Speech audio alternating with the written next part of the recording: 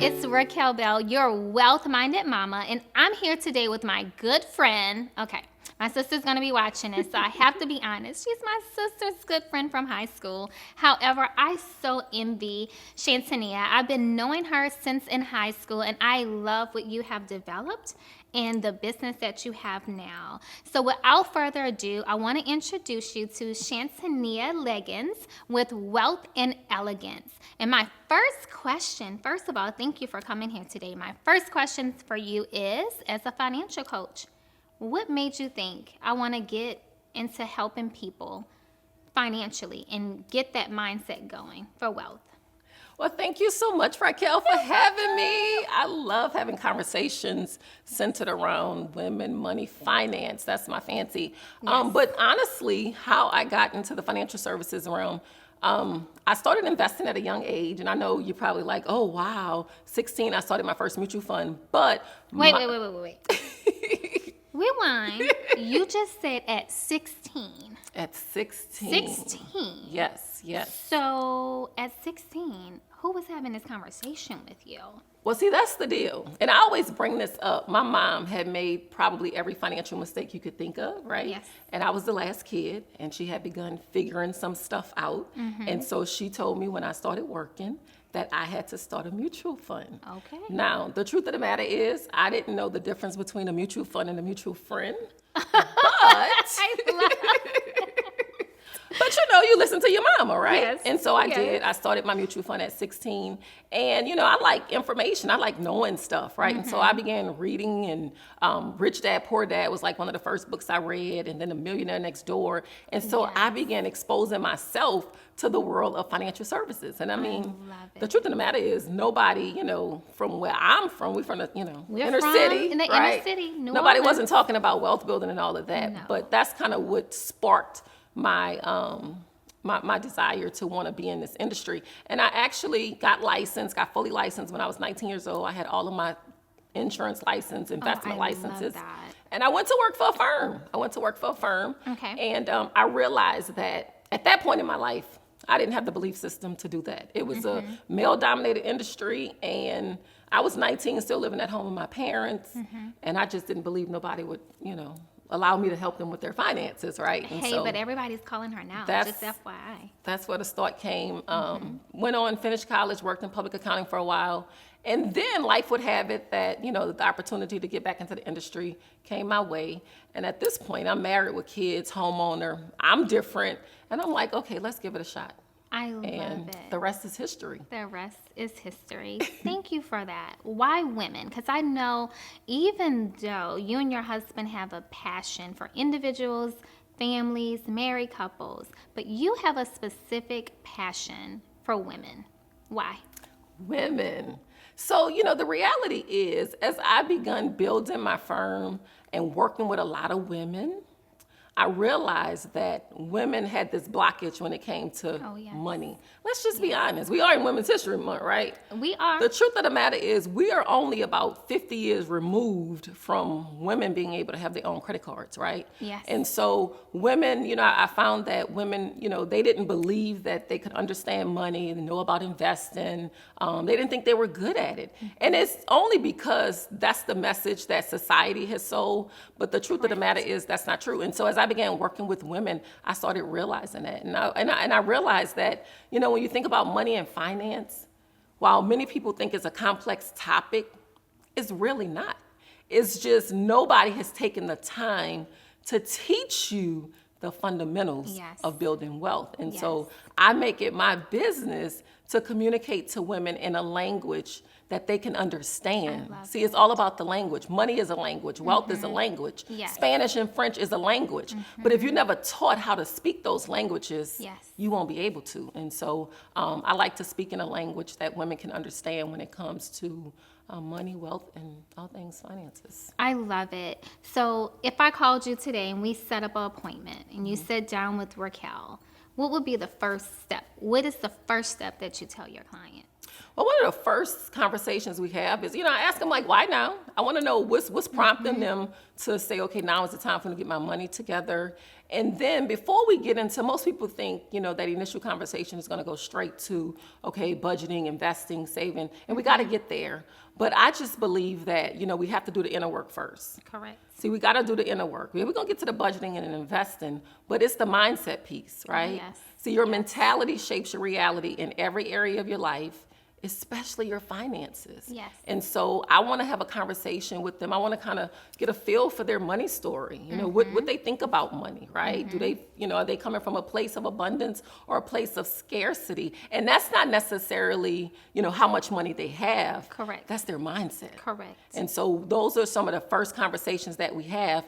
And then from there, we can get into the practical stuff. We can get into budgeting. We can get into saving and investing. But initially, we got to address some of that mindset stuff because that's the stuff that keep people stuck. Oh, yeah. That's the stuff that you'll get out of debt, and then 5 years later, you look up and you're back in debt again. There. It's that I totally agree.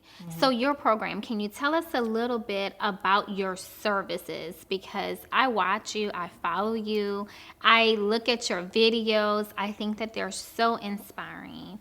But if I wanted to connect with you, A, where can I connect with you? And then B, what does those services look like? Because I'm telling you now, you guys need to get in touch with her. She's amazing, and it's simple. Success is simple, not easy, because you just have to take the first step. Absolutely.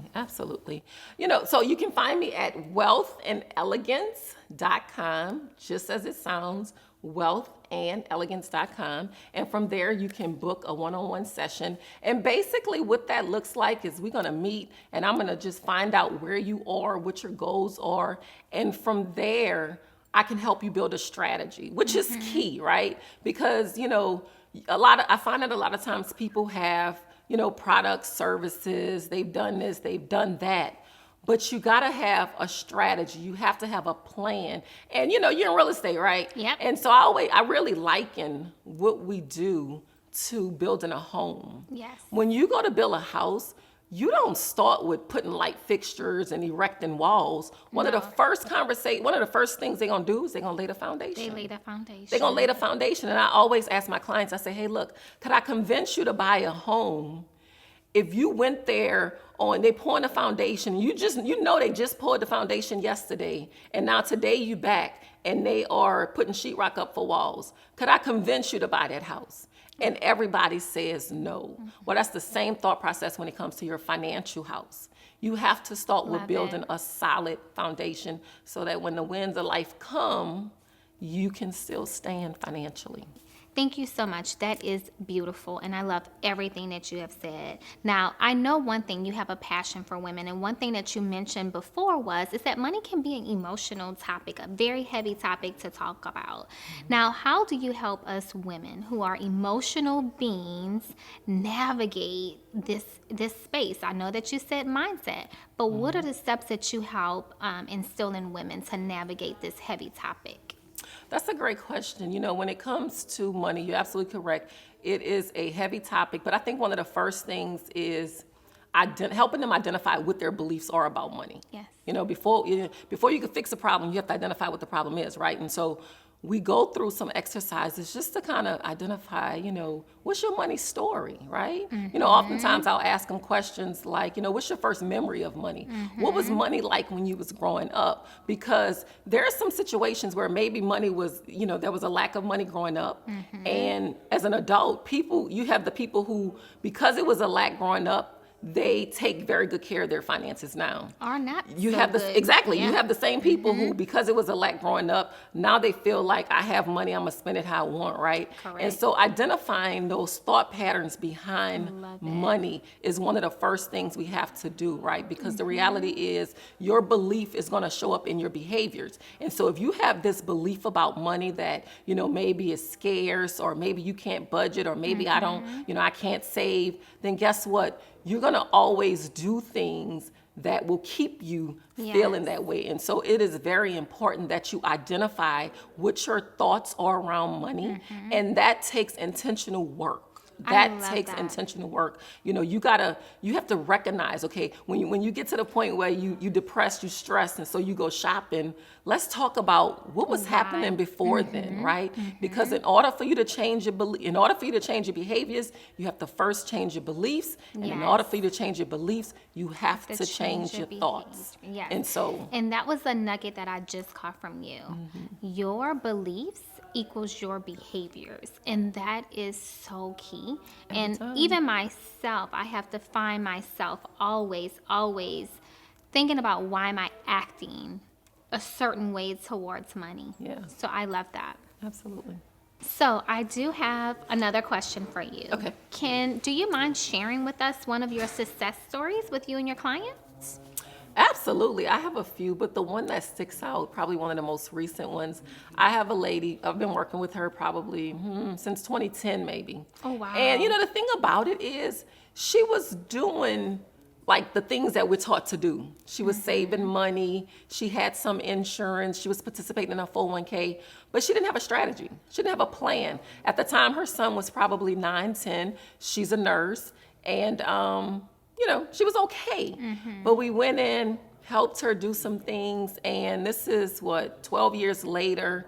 And, she's accumulated a substantial amount of money. But that boy that she was saving money for, she was able to put him through college, paid for it, she wrote the check. But the thing that sticks out to me the most is last Christmas, her mom lives in another state, and she had gotten wind that her mom's car kept breaking down, but she would get rides, try to get it fixed, blah, blah, blah, blah, blah. So she calls me and she tells me that her sister suggested that, she take money from a 401k if she wanted to buy her mom a car, whatever. And I explained to her why that was a bad idea. And I told her, I said, you have money.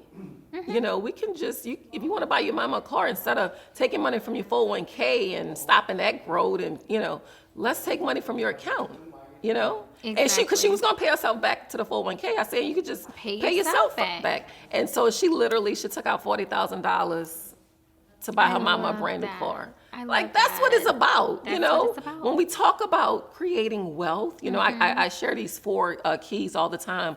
1, you have to learn how to spend less than you earn. Sounds pretty simple, but it's a really challenge a habit. sometimes. It's a habit that you have to consistently work on. Yes. So you got to spend less. You have to learn how to save more. And then you have to learn how to invest wisely. Yes. Saving and investing, that's 2 different things. It gives you 2 different outcomes. Agree. And when you get those 3 right, it allows you to do number 4, which for women is what we live to do.